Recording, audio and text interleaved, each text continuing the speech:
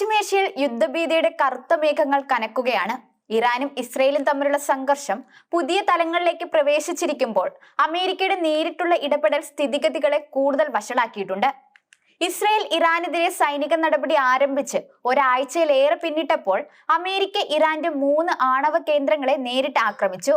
ഈ US ആക്രമണത്തിന് നിമിഷങ്ങൾക്കകം ഇറാൻ ഇസ്രയേലിലേക്ക് പ്രത്യാക്രമണം നടത്തിയിരിക്കുന്നു. ഇത് മേഖലയെ ഒരു വലിയ യുദ്ധത്തിലേക്ക് തള്ളിവിടുമോ എന്ന ആശങ്ക ശക്തമാക്കുന്നു. ഇസ്രയേലും ഇറാനും തമ്മിലുള്ള സംഘർഷം രൂക്ഷമായതോടെയാണ് അമേരിക്കൻ സൈന്യം നേരിട്ട് ഇടപെട്ടത്. ഇറാന്റെ ആണവ കേന്ദ്രങ്ങളെയാണ് US ലക്ഷ്യമിട്ടതെന്ന് അന്താരാഷ്ട്ര മാധ്യമങ്ങൾ റിപ്പോർട്ട് ചെയ്യുന്നു. ഈ നീക്കം ഇറാനെ കൂടുതൽ പ്രകോപിപ്പിക്കുമെന്നും കടുത്ത തിരിച്ചടിക്ക് പ്രേരിപ്പിക്കുമെന്നും നേരത്തെ തന്നെ മുന്നറിയിപ്പുകൾ ഉണ്ടായിരുന്നു. ആ മുന്നറിയിപ്പുകൾ ശരിവെച്ചുകൊണ്ട് അമേരിക്കൻ ആക്രമണത്തിന് പിന്നാലെ ഇറാൻ അതിശക്തമായ പ്രത്യാക്രമണമാണ് ഇസ്രയേലിനു നേരെ നടത്തിയത്. ഈ നീക്കം പശ്ചിമേഷ്യയെ മാത്രമല്ല ലോകത്തെ മുഴുവൻ ആശങ്കയിലാഴ്ത്തിയിരിക്കുകയാണ്. ഒരു വൻ ശക്തിയായ അമേരിക്കയുടെ നേരിട്ടുള്ള ഇടപെടൽ പ്രാദേശിക സംഘർഷങ്ങളെ ആഗോള യുദ്ധത്തിലേക്ക് നയിച്ചേക്കാമെന്ന ഭയം വ്യാപകമാണ്. ഇസ്രയേലിനെതിരായ പ്രത്യാക്രമണത്തിൽ ഖൊറാം ഷഹർ 4 എന്ന മിസൈൽ ഉപയോഗിച്ചുവെന്ന് ഇറാൻ സ്റ്റേറ്റ് TV റിപ്പോർട്ട് ചെയ്യുന്നുണ്ട്. ഇറാന്റെ ബാലിസ്റ്റിക് മിസൈൽ ശേഖരത്തിലെ ഏറ്റവും ഭാരമേറിയ മിസൈലുകളിൽ ഒന്നാണിത്. ഈ മിസൈലിന് ഖൈബർ എന്ന പേരും കൂടിയുണ്ട്. ഖൊറാം ഷഹർ എന്ന പേരിന് ഒരു ചരിത്രപരമായ പ്രാധാന്യമുണ്ട്. 1980കളിൽ നടന്ന ഇറാൻ-ഇറാഖ് യുദ്ധത്തിൽ കനത്ത പോരാട്ടത്തിന് വേദിയായ ഇറാനിലെ ഒരു നഗരത്തിന്റെ പേരാണിത്.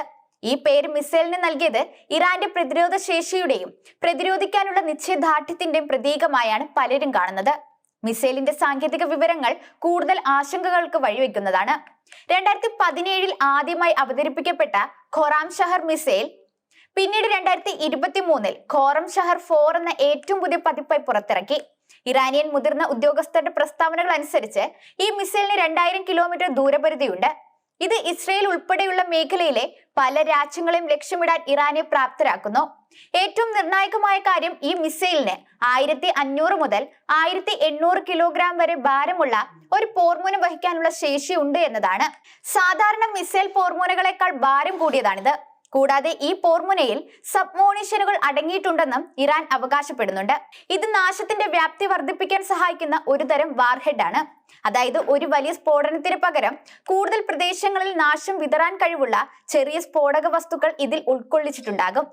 ടൈംസ് ഓഫ് ഇസ്രയേൽ റിപ്പോർട്ട് ചെയ്യുന്നത് ഇറാന്റെ പരമോന്നത നേതാവ് നിശ്ചയിച്ചിട്ടുള്ള 2000 കിലോമീറ്റർ പരിധിയിൽ ആയുധം നിലനിർത്താൻ രൂപകൽപ്പന ചെയ്തതാണ് ഈ മിസൈൽ എന്നാണ്. ഇത് മേഖലയിൽ കൂടുതൽ സ്ഥിരതയില്ലായ്മയ്ക്കും വഴിയൊരുക്കും. ഇറാന്റെ ഈ മിസൈൽ ആക്രമണം പശ്ചിമേഷ്യയെ കൂടുതൽ പ്രക്ഷുബ്ധമാക്കിയിരിക്കുകയാണ്. ഇതിന്റെ പ്രത്യാഘാതങ്ങൾ ദൂരവ്യാപകമായിരിക്കും. ഇസ്രയേൽ ഇതിനെ ശക്തമായി തിരിച്ചടിക്കുമെന്നത് ഉറപ്പാണ്. ഇത് ഇരു രാജ്യങ്ങളും തമ്മിലുള്ള സംഘർഷത്തെ ഒരു തുറന്ന യുദ്ധത്തിലേക്ക് നയിച്ചേക്കാം. ഗൾഫ് മേഖലയിലെ എണ്ണ ഉൽപാദനത്തെയും വിതരണത്തെയും ഈ സംഘർഷം ഗുരുതരമായി ബാധിക്കും. എണ്ണവില കുതിച്ചുയരും. ഇത് ആഗോള സമ്പദ് വ്യവസ്ഥയെ മാന്ദ്യത്തിലേക്ക് തള്ളിവിട്ടേക്കാം. US, റഷ്യ, ചൈന തുടങ്ങിയ വൻ ശക്തികൾ ഈ സംഘർഷത്തിൽ എങ്ങനെ ഇടപെടുമെന്നത് നിർണായകമാണ്.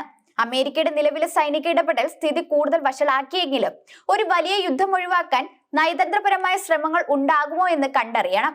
ഇറാന്റെ ആണവ കേന്ദ്രങ്ങൾ ആക്രമിക്കപ്പെട്ടതിലൂടെ ഇറാൻ ആണവ പദ്ധതികൾ കൂടുതൽ വേഗത്തിൽ മുന്നോട്ട് കൊണ്ടുപോകാൻ സാധ്യതയുണ്ട്. ഇത് മേഖലയിലെ ആണവായുധ മത്സരത്തിന് തിരികൊളുത്തും.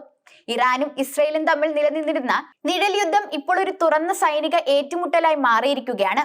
അമേരിക്കയുടെ ഇടപെടൽ ഈ സംഘർഷത്തെ കൂടുതൽ സങ്കീർണമാക്കി. ഖൊറാം ഷഹർ 4 പോലുള്ള ഭീകര മിസൈലുകളുടെ ഉപയോഗം യുദ്ധത്തിന്റെ തീവ്രത വർദ്ധിപ്പിക്കുന്നതാണ്. വരും മണിക്കൂറുകളും ദിവസങ്ങളും പശ്ചിമേഷ്യയുടെയും ലോകത്തിന്റെയും ഭാവിയെ സംബന്ധിച്ച് നിർണായകമായിരിക്കും. ഈ സംഘർഷം എവിടെ ചെന്ന് അവസാനിക്കുമെന്ന് ആർക്കും പ്രവചിക്കാൻ കഴിയില്ല. എന്നാൽ സമാധാനം പുനഃസ്ഥാപിക്കാൻ അടിയന്തര നടപടികൾ ആവശ്യമാണ്.